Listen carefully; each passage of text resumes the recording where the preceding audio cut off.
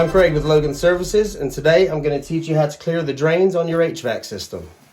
So first off, you're going to want to have a clean out hopefully on the system where you can pull the cap.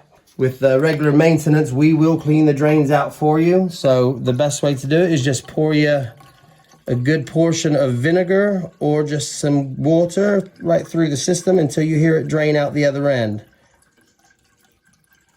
Which I can now currently hear it draining out of the floor, out into the floor on the other end.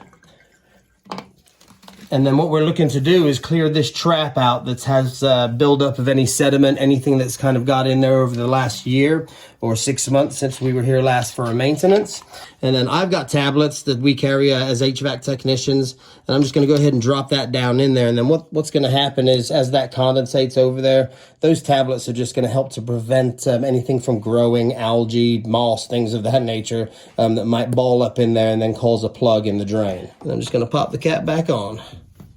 So the best time to do these little clean outs, the home maintenance as it were by yourself, would be kind of at the end of the summer when you know the air conditioner is no longer really going to be working. That's when it's going to kind of stop filling up and want to start to dry out.